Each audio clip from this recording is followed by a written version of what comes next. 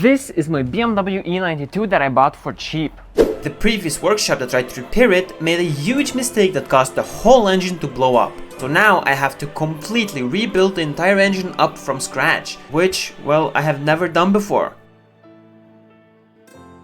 E92s in Norway are expensive. So when this thing popped up for sale, I immediately knew I had to buy it. So I bought it.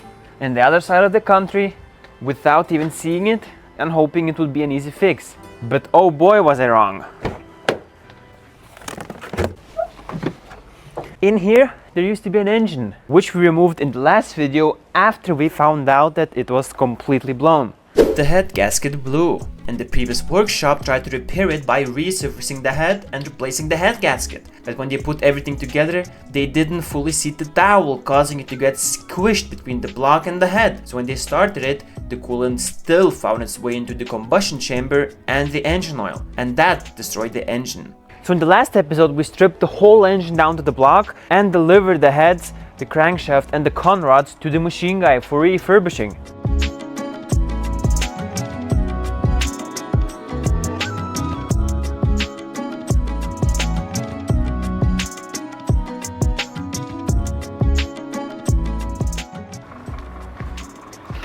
So the heads and the crankshaft and the pistons are back from the machine shop.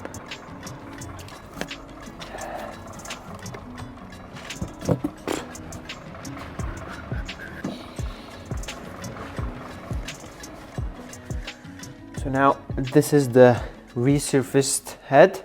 You can see the machine guy had to take a fair amount of layer off the head. This one is the one that was destroyed and there is a lot of markings on it, but this is not going to do anything because the seating surface is anyway on the outer side like this. Now when you resurface a head, there are special limits to how much material you can take off and how many times you can resurface a head.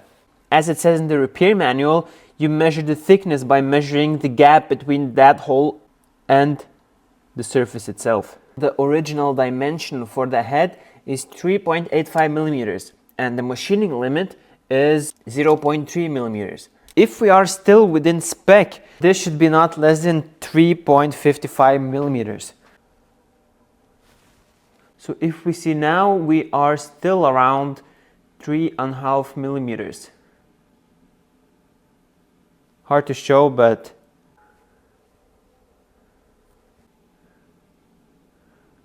on this one. So even though the machine guy had to shave off a bit more material than we would have wanted, the head is still within spec and fully usable. Another thing you can see he did, he removed all the valves, cleaned them up, and he also reseated the valves that was not seating well. I think it was 2 valves on this cylinder with the damage, so 2 valves here and 2 some other valves. When he had the valves out, he also replaced all the valve stem seals, because we did see that they were leaking when we was taking the engine apart in the last video. Now when I look inside to the cylinder heads, you can see there's a bunch of oil right there. I mean, you can see that they are pretty hard, so I hope that was the cause for it. Then also the damage around the guide pin. It's not gonna do anything. Only thing he did is he used some kind of a Dremel and slightly dremeled off the inner lip that was created, just so the guiding pin slides in. We will need to test fit the guide pin before we put everything together to see that it actually slides in. If not, we need to Dremel a bit more. And the damage around this guide pin went away after resurfacing. So now before I forget how everything goes together, I want to put the camshafts back on. So I'm just gonna add a bit of assembly lube. Before we put the camshafts in, I'm gonna put in all of the lifters.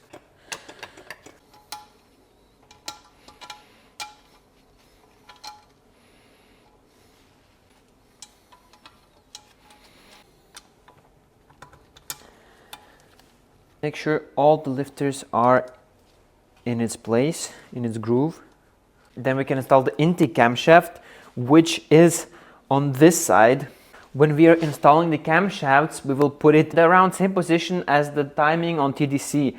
So that is that the lobes on the first cylinder is supposed to point inwards. And this thing is supposed to be flush vertically. Perfect. Exhaust side. which is the same story. This is supposed to be flush vertically and the lobes on the first one inwards. If it's slightly off, it doesn't do anything. We'll need to adjust it when we find the timing. They go back. And you can't miss them this way or this way because there are grooves for the lubing.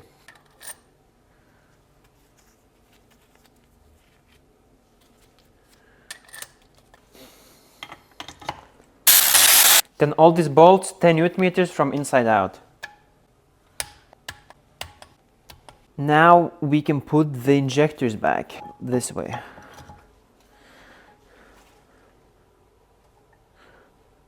Now these brackets.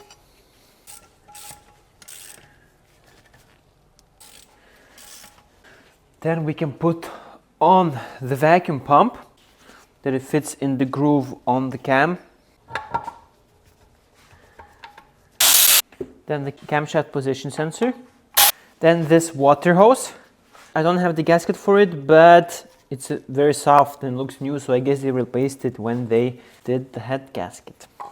And now lastly, this massive emissions pipe. It goes like that. Bam. I can install all these things when the engine is back together, but for me it's easier to go the same order that I removed everything. The O-ring is probably too thick. So this thing we will need to put on later when I actually get a gasket. I guess I will need to order one. Now this is the crankshaft. It still has some visual scratches, but it's absolutely nothing that you can feel with your finger. Now I'm just gonna lube it up and then just put it to the side.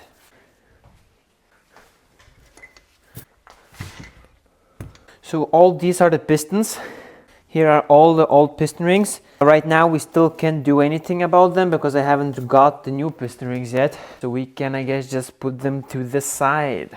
Step number 1 is probably to remove the water pump. The water pump. The fact that I'm filming everything makes it a lot easier to put back together when we're gonna put everything together. Because you think you will remember, but you don't. Also, if you're doing this, take a lot of pictures.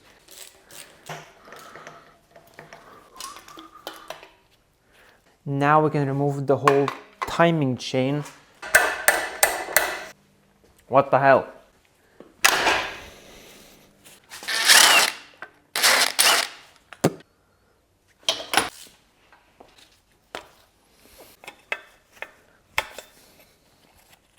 No, that's the coolant. Yeah, this goes to the coolant. So I'm guessing this is the coolant sensor, maybe?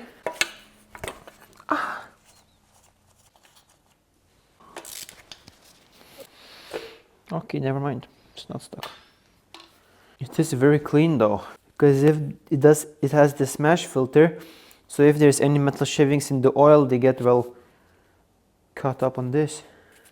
Now we can remove the oil filter housing. For that we will remove the little radiator.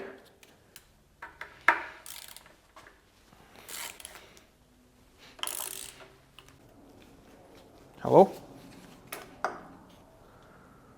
So this radiator thingy is definitely not leaking, because when I put vacuum on this, nothing happens. So this thing is good. Old gasket.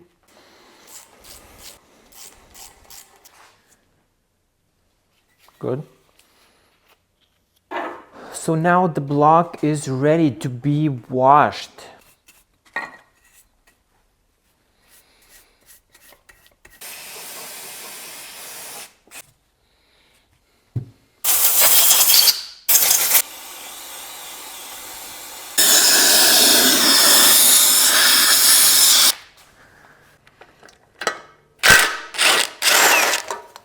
Like this.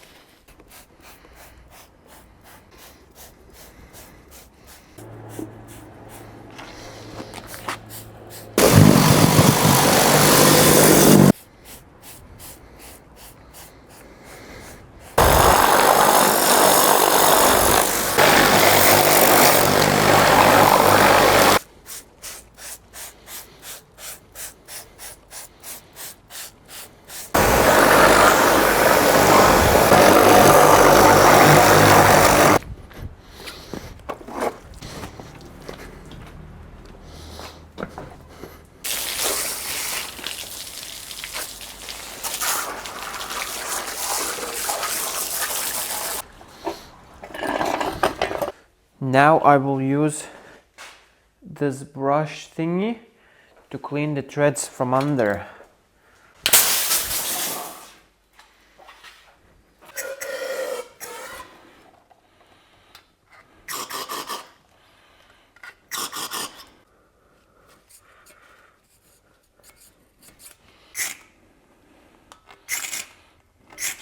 Then I also have this long one.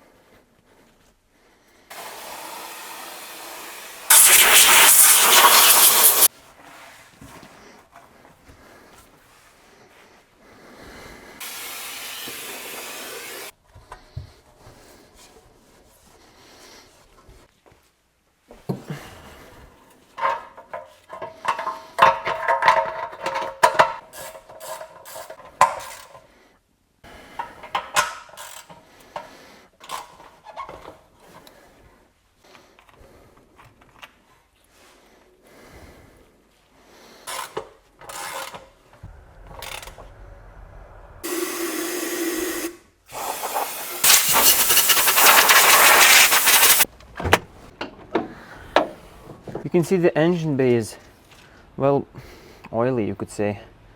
So I need to wash this.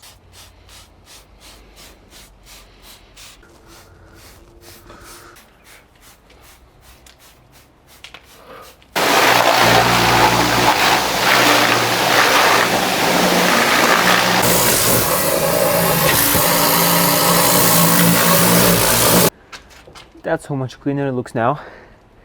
At least not all oily and stuff. And I did the roof as well. Now I can put on the tensioner that we removed earlier. No play. Feels fine.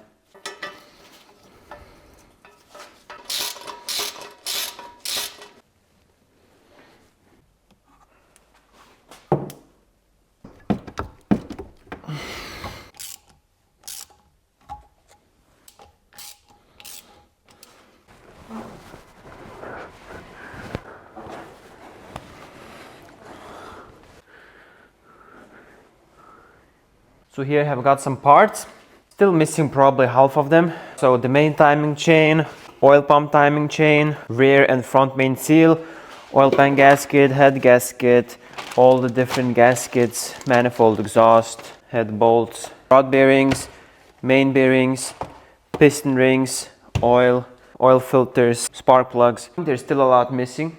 First thing we're gonna do, so before we put everything together, we need to measure the clearance for the rod and the main bearings. So since the crankshaft was not worn that much, we didn't need to grind it down, and it is still the original sized bearings that we're gonna use. So as rod bearings, I managed to find Kolben Schmidt, very good quality premium bearings, and we're gonna run these as the rod bearings.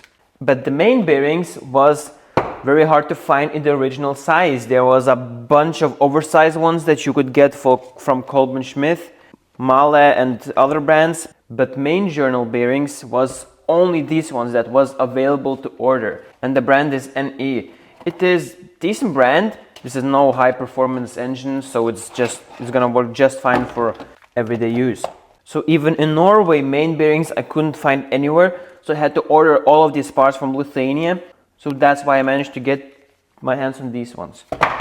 I would have rather got Kolben Schmidt main bearings, but what can you do? Then also piston rings. This engine runs Mahle piston rings originally, so we're going original. All 5 of the rings. The 2 compression rings on the top and the triple oil ring. Since we're gonna run standard bearings and the crankshaft is still in standard size, we could just put it all together and run it, but we're gonna take the extra step and we're gonna measure the crankshaft clearance and check that it's within spec with this thing. This is plastic gauge, and it's these small plastic lines that you cut and you put on the crankshaft before you torque it down, and then you can see by the way how much it spreads out what's the clearance on the crankshaft.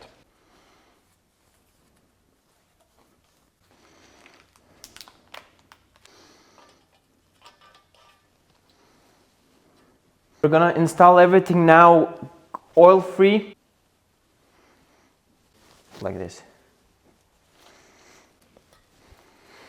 And you can also, if you're not sure, it says on the bearings STD, which stands for standard. Now the bearings onto the bed plate.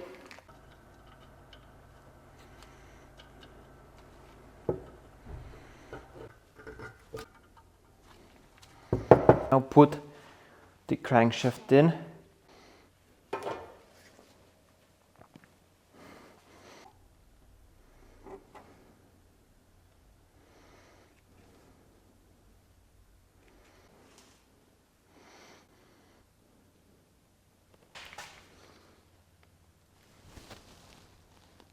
Now it's on. And now we can carefully place the bed plate on without it moving or anything.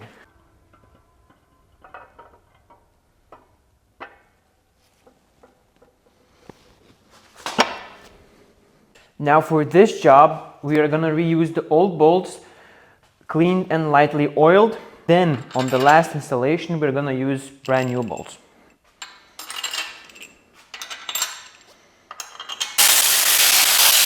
So now the main bearing bolts are torqued to 20 Newton meters from the inside out. And the lower bed plate bolts, the small ones, are 22. And then lastly, the main bearing bolts, 70 degrees. I have used this one before, but I have picked up another one. This is well kind of magnetic.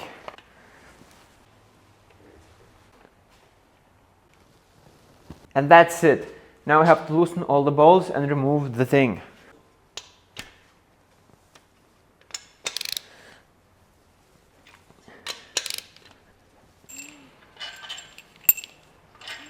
Now we can lift up and remove the bed plate. So in the repair manual it says that the clearance on the main bearing journals are supposed to be between 0.030 and 0.070 millimeters. So the tightest clearance we can have is 0.030 millimeters. This one is 0.038. So journal number 1 is around that. We are good. Journal number 2 is probably the widest one. That means that it's the tightest one as well. And we can see that it's wider than the 0.038, but it is much smaller than 0.025. So I am guessing we are actually around right at the edge, which is 0.030, which means that we are more towards the tighter side than the looser side. The third one is also a bit wider than 0.038, so that is also probably around 0.030. The fourth one is around 0.038, and the last one is a bit looser, so maybe around 0.040 or 0.045. I am no expert on this, but from what I found on the internet, it's better to be more on the tighter side. Then there's less space that needs to be filled up with oil, and that leads to better oil coverage over all of the bearing, a thin film. The pistons are cleaned already, but anyway, I'm just gonna break off old piece of ring and just clean the groove lightly before we install the piston rings. So now firstly we will install the curvy oil ring. This is how it looks in the repair manual. So firstly you install the middle one, the curvy one, and then you install the two around it. So now these are the piston rings that go around on the third groove on each side. These don't have any direction. They can be either this or this way. doesn't mean anything. Just you have to make sure that each gap is on 3 different positions. There you go. Now the lower one is in place. Just like that. Now we can put it to the side and we can take the second compression ring out. That's how it looks. It has this kind of groove on the corner. The groove's supposed to look downwards. Now I'm gonna oil up the cylinder wall so we don't scratch it. Now I will insert the piston ring with the groove towards down. And I'm gonna use a piston to push the piston ring down so it's straight downward. Now the clearance on the second compression ring is supposed to be between 0.2 and up to 0.4 millimeters. So now this is 0.4 and we can see it goes in, but it's tight fit. It's a tight fit. It doesn't wanna move. And if we try 0.5, that's no way it's going in. So it is around 0.4, so more on the loose side. Now we can remove this piston ring and we can measure the upper one. And this one says stop where the top is. So we put it this way, the ring in. And now the upper one, so it's supposed to be between 0.15 up to 0.3.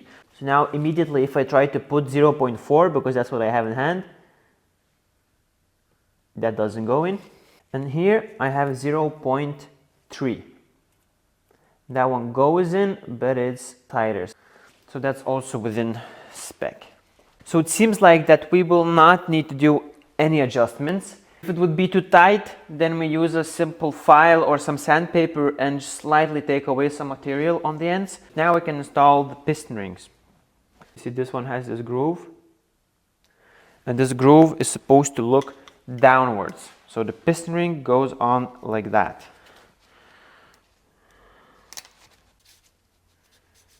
Then the upper one, right here it says top, and that goes towards the top. So now we have the piston rings in, and there's also measurements to how much play the piston ring has this way.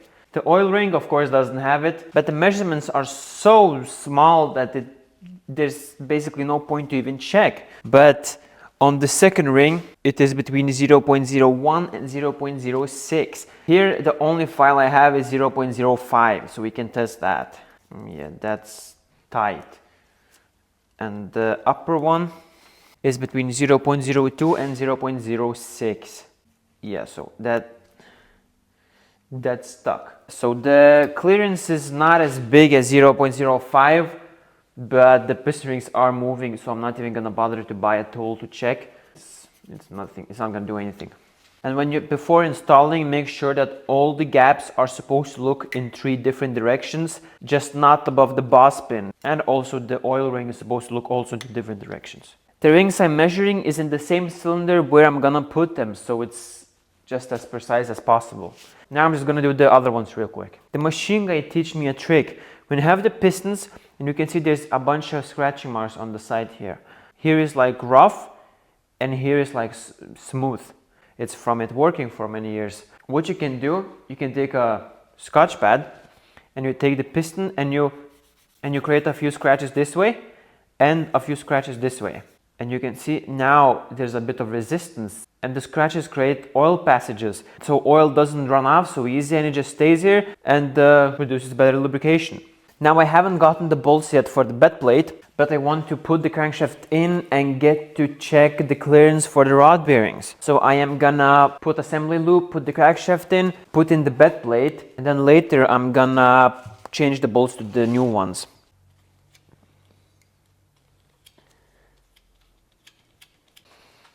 Now I can put the crankshaft in. Ooh. Now the bed plate with some assembly loop.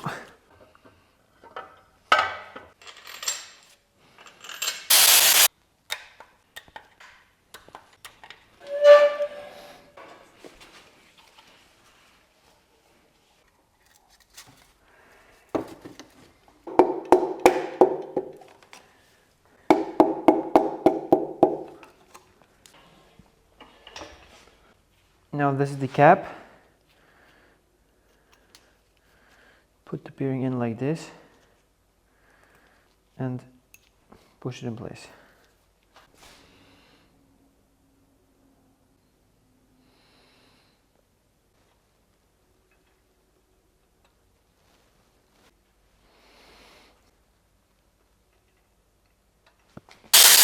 So firstly 20 Newton meters.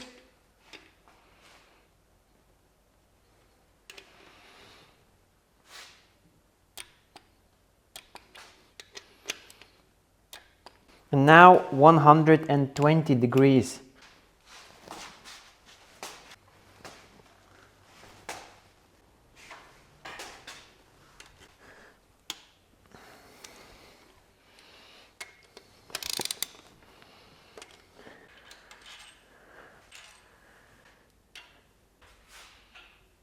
So the clearance on the conrod bearings are supposed to be between 0.025 and 0.070. And we can see that they are around, well, 0.050, both of them. So that's perfect.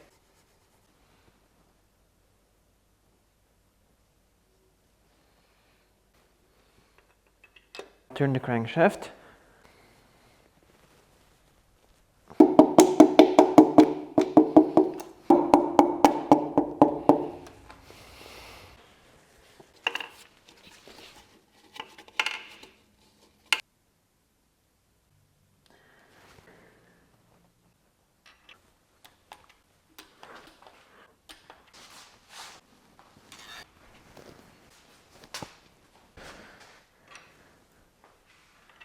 Yeah, so this is around 0.050 as well, and this one, yeah, probably as well. So all of the crankshaft bearings are within spec. Good news.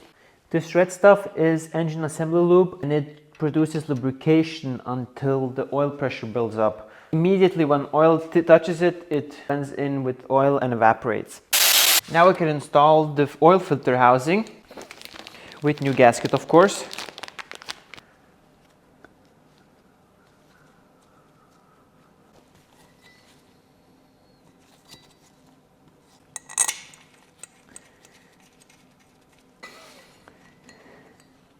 After I washed the engine block, I spent a good hour cleaning all the gasket surfaces. I cleaned every single oil passage, every single crack with brake cleaner, and then I blew it all out with compressor. If there is any debris left in the engine, it's no big deal at this point.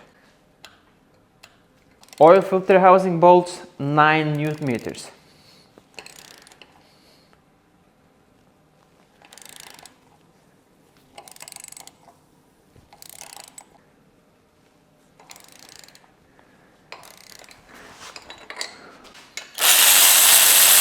How is that possible? It stripped the threads. This makes no sense. I literally even used a hand to fully thread it in. This one's good. These two got stripped for absolutely no reason. I put them in by hand, didn't use electric tool. Stupid. So now I'll need to put some probably helicoil in here. Now I'm just testing if the oil pressure solenoid is working. And it is.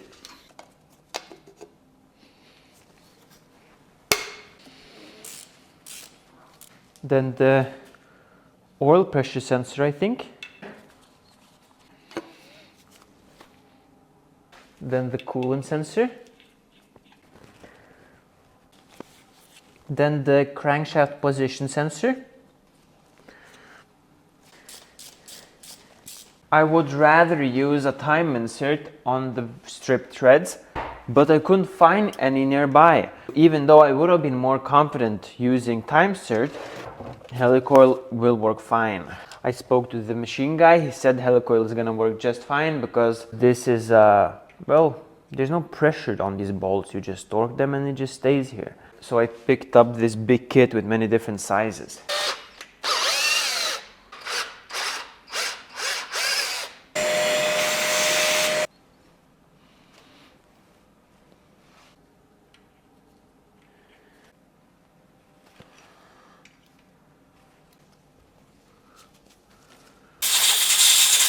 So helicoils are actually supposed to go in completely oil-free.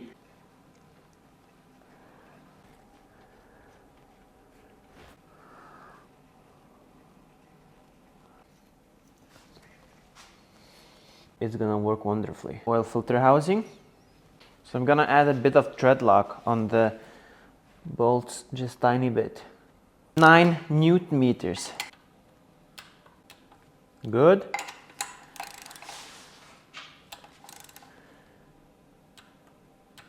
And a little oil cooler. So let's put a new gasket on.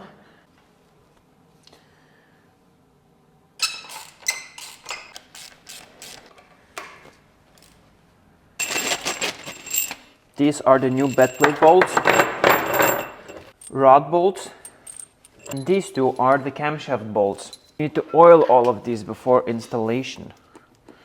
There's actually 2 ways you can reseal the bed plate. What BMW uses from factory is they use this kind of ports here. They put everything together and then they inject sealant through these ports, and then they, well, get squished through this little gap all the way to the sides. Or another way you can do it is you can get this normal sealant from BMW and just put it before assembly on this groove and then put the bed plate on. This is the way it's shown to do in the repair manual, and this is how we're gonna do it today. So now in these holes there used to be the injector ports. These I removed, we don't need them anymore, and when we are gonna reseal it with this sealant now, we're supposed to just fill up the hole with sealant.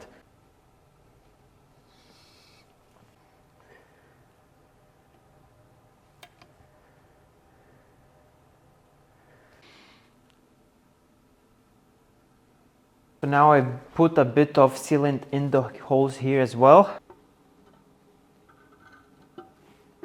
The lower bed plate bolts we are reusing.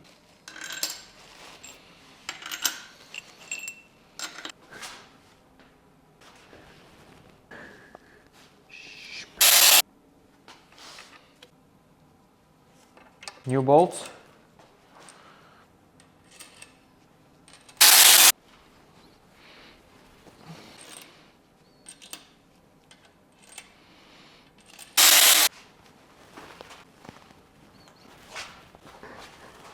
Now I'm just wiping the excess sealant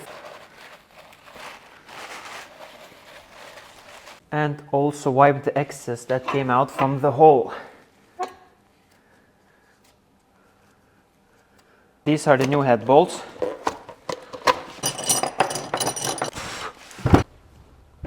So here I have the dowels that was previously, well, smashed.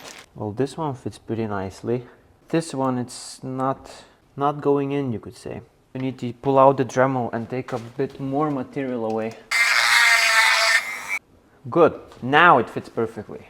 See, this dowel also fits pretty nicely, but this one is also a bit, well, it's a bit mashed in the inside.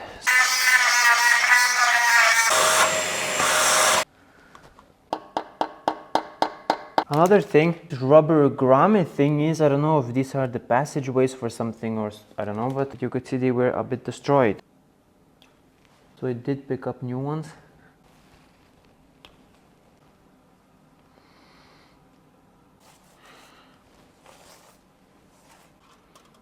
Like this.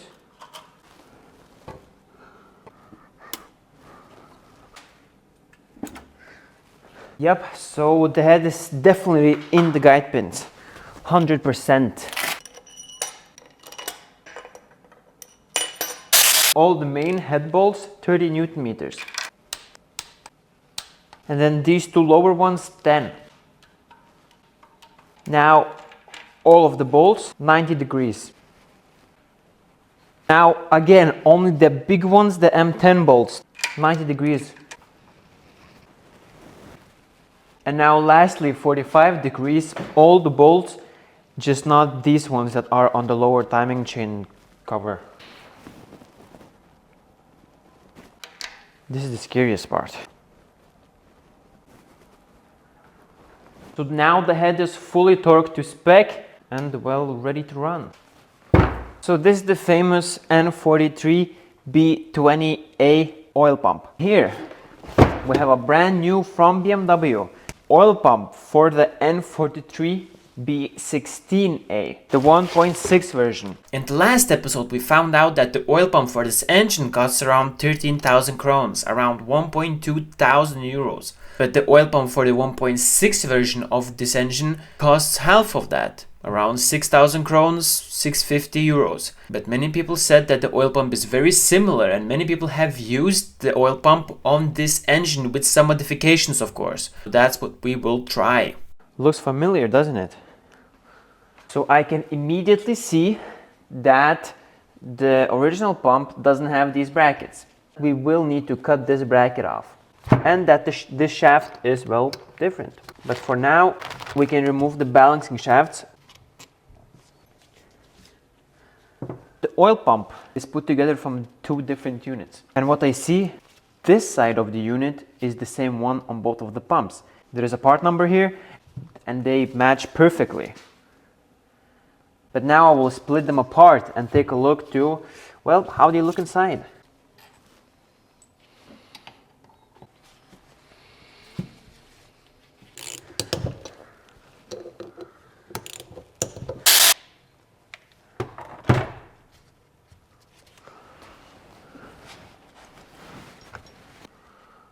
Would you look at that? Absolutely identical.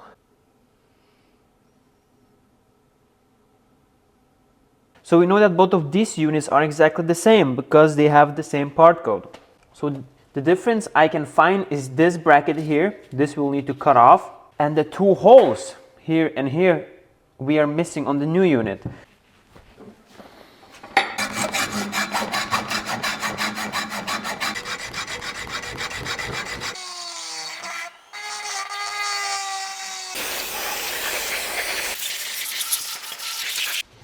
So now this is how it looks. Doesn't look, well, that pretty, but now I managed to remove all this bracket down here and it fits onto the balancing shafts. So now we just need to drill the two holes here and we will be ready to go. Perfect.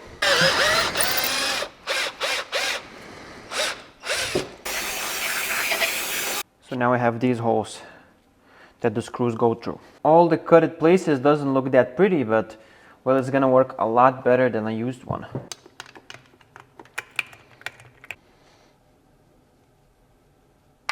Now we can put in the old shaft.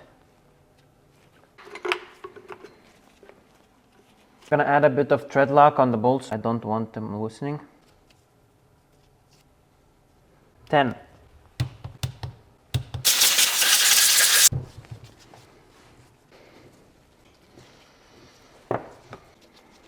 Oil pump to counterbalance shaft, 10 Newton meters. Then these bolts are for the guides and the timing chain. Just putting it in so I know how it goes together. Absolutely beautiful. Nothing is touching and everything is moving freely. So this is gonna work great. The oil pump. Boom, now it's flush.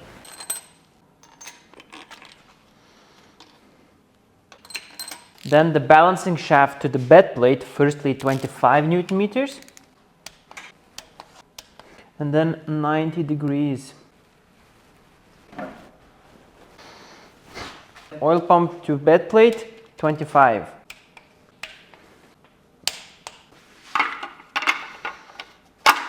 Actually, the oil pickup we are gonna install later. INA is original timing chain that BMW uses, but from what I found, INA, Febi, Swag, they use the same product. Well, you get the exactly same thing if you buy it. I don't know if that's true, so I picked up INA as the main and Swag as the complete oil pump chain because that was, well, the cheapest one. So now we feed the timing chain through the hole. Then we can install the sprocket. The collar on the main timing chain is supposed to look towards the crankshaft. Install this big guy. just like this, and we will drop the whole thing in. Now we're gonna install the camshaft locking tool.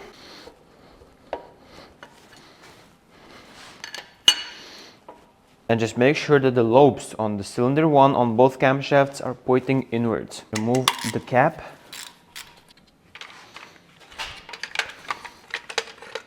And line up this guide. Then the upper guide 14 Newton meters and the lower one 20. Then the guide rail bolt caps, both 25. Then the chain drive module to cylinder head, 8. And the Vano sprocket, here it says EX, which stands for exhaust. Then EN, which stands for intake, with new bolts.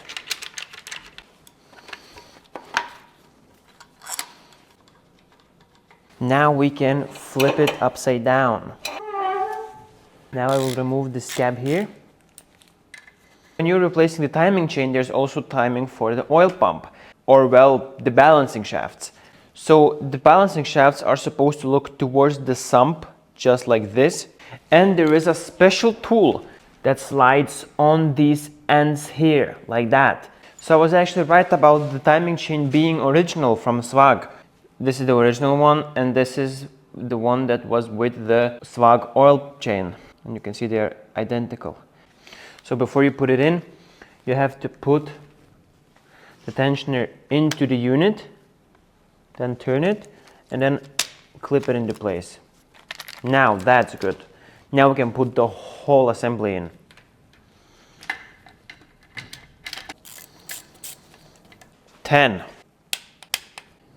So now to fully get the timing right, we have to lift the engine on the engine hoist and remove this whole bracket and then install the flywheel.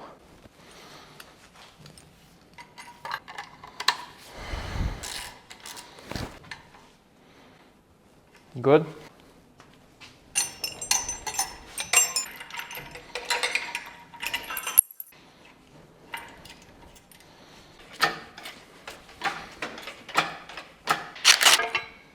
Now install the flywheel. Find the locking pin, put it in the hole.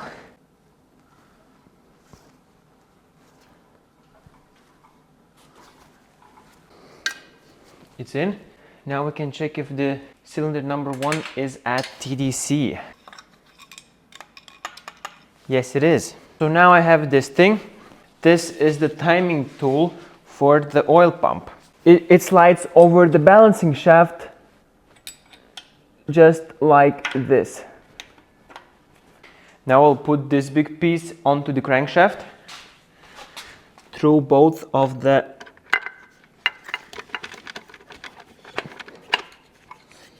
Then I'm gonna install the brand new bolt, oiled.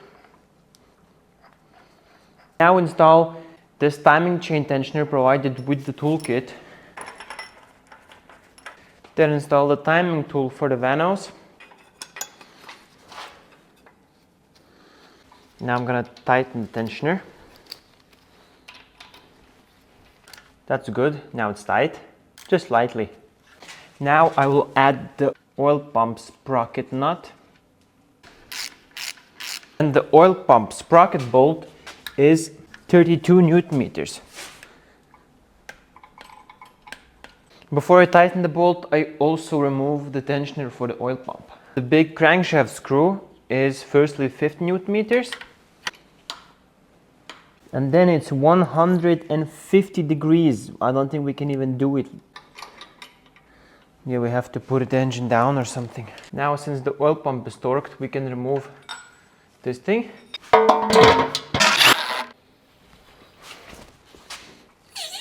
Now I will do the camshaft bolts real quick. So firstly 20. And then we need 180 degrees.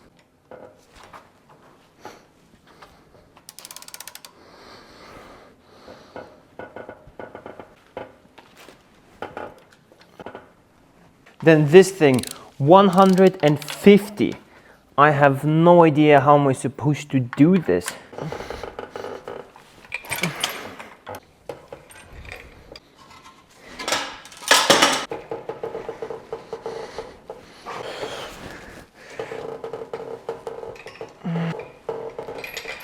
Ah! Yes! I mean, could have done it in the car as well, but I just want to get it done. Now we can loosen the tensioner and install the real tensioner. And the real tensioner. 65. Remove the locking pin and let's turn the engine around.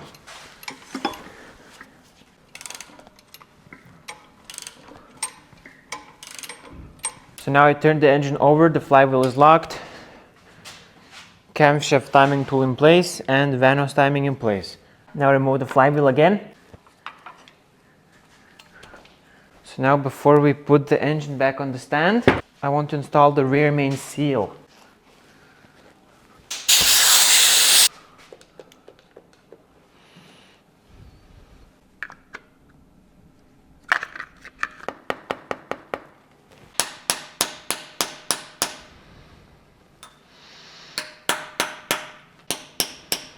When you're resealing the bed plate, and if you're using the injection method, there is also a little empty hole here in the seal that you need to close up after. Since we're using normal sealant, I'm just gonna add a bit of sealant into the hole.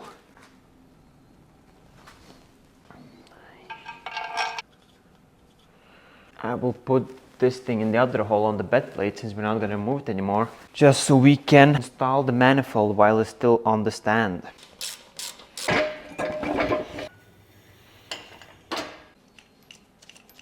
So now the camera died, I torqued the oil pan bolts to 30 and this little plug to 25. Now I want to install the front main seal.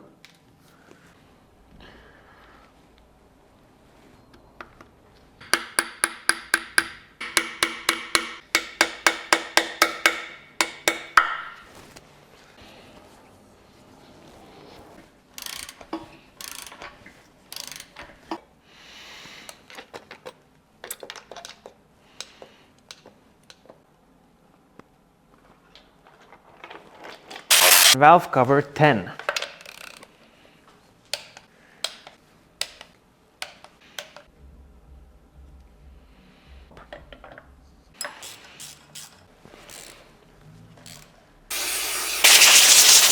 Now clean Vanos solenoids. So rebuilding this engine was a lot of fun. I hope you guys enjoyed. And I'm very excited to hear how this thing actually runs. Well, if it's gonna run even. Well, I hope so, after putting so much work in it. This is the first time I'm doing like a full engine rebuild with bearings and rings and stuff like that. So if you guys saw any mistakes, please let me know. If you made it to the end, thank you. And I hope you guys enjoyed.